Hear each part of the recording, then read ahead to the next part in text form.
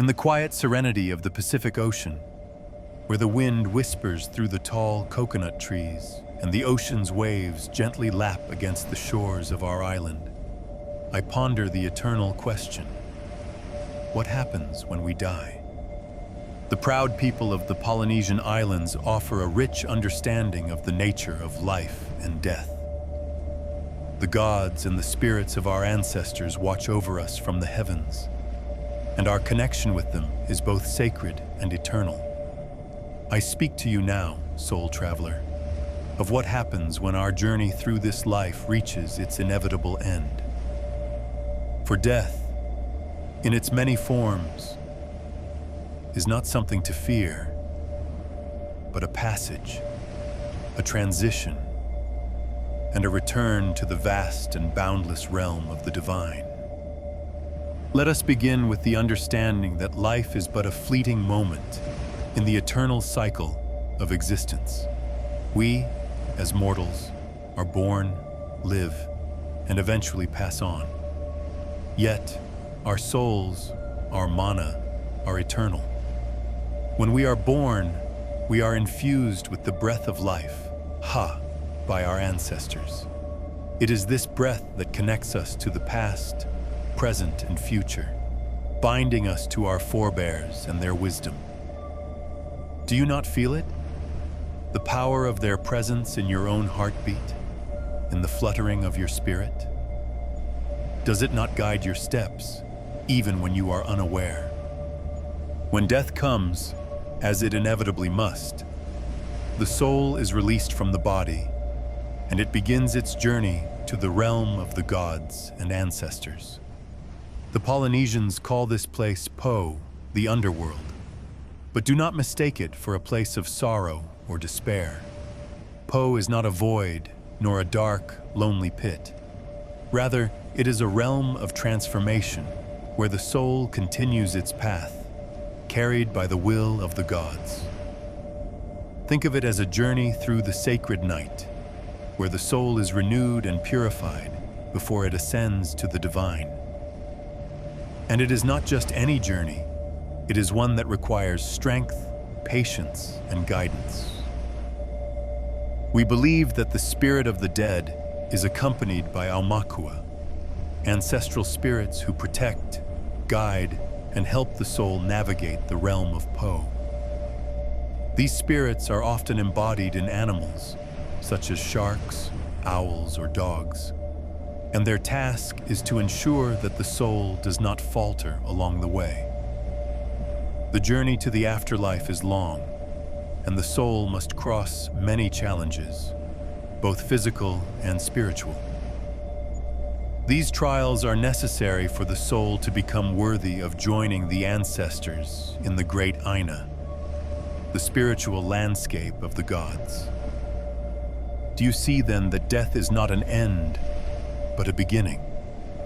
The beginning of the soul's return to its origin, to the realm from which it was birthed. Why then should we mourn? Should we not celebrate? For the soul has been called back to its rightful place. In Polynesian understanding, it is not only the dead who participate in this great cycle. The living, too, play an essential role. As we live, we honor our ancestors, for their deeds and spirits continue to shape the world around us. It is through the rituals, prayers, and ceremonies that we keep the connection alive. We build the spirit's path with our actions, with offerings of food, chants, and dances. Through these rites, we ensure that the soul of the departed is well fed on its journey, and that it is reminded of the love and reverence we have for it. Do you not see the importance of these rituals? Are we not, each of us, building a bridge between the past and the future? In honoring the dead, we honor life itself. Every chant sung, every meal prepared, every sacred offering laid before the altar is a testament to our faith in the continuity of existence. It is a recognition that death does not erase a person, but rather returns them to a greater and more divine form. But let us not speak only of the realm of the dead. There is also a belief, whispered among the wisest of our elders, best that souls may return to the world of the living in new forms. Some say that after the soul has passed through Po and joined the ancestors, it is reborn in the body of a child. This child may carry with it the spirit and wisdom of the ancestors, manifesting in both physical and spiritual ways. Thus, the line between life and death blurs, and we begin to see that all is connected, not just in the present, but across generations.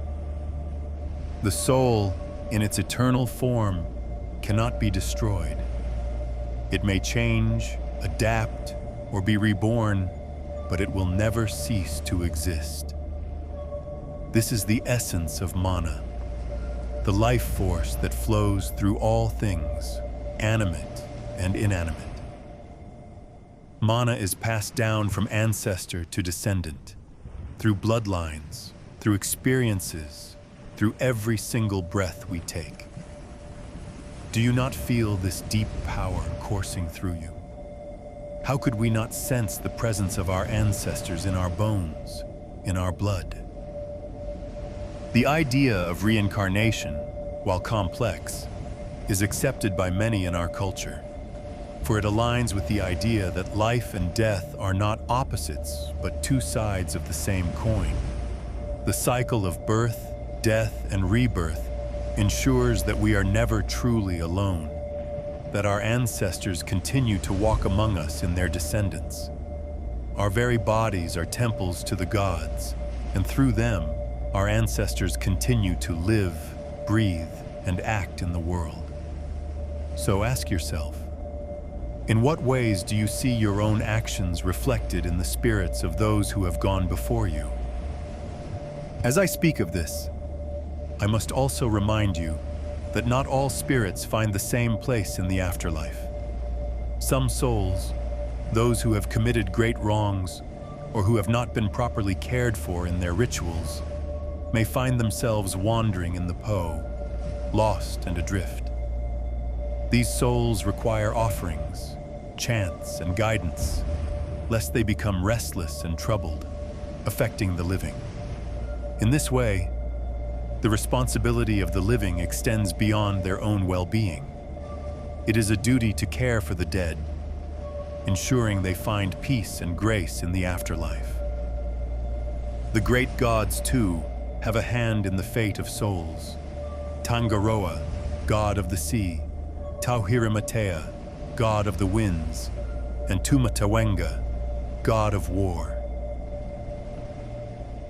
Each plays a part in the journeys of souls as they guide and protect, as they ensure that the balance of the world remains intact. When we offer our prayers, we are not simply asking for blessings for ourselves. We are asking for harmony between the realms of the living and the dead, between the gods and the ancestors. So, my friend, as you ponder the fate of the soul, I urge you to consider, what is life, if not a momentary dance between the spiritual and the physical? And what is death, if not a return to the divine source from which we came? We, the people of the Pacific, understand that death is not to be feared, for it is not an end, but a transformation. It is the completion of a cycle, the return of the soul to its rightful place in the realm of the gods and ancestors. Life, death, and rebirth are but threads woven into the vast tapestry of existence. It is our duty to honor and protect these threads, to care for the spirits of our ancestors, and to guide the souls of the departed with love, reverence, and respect. For in this, we find not just the truth of our ancestors, but the very truth of who we are.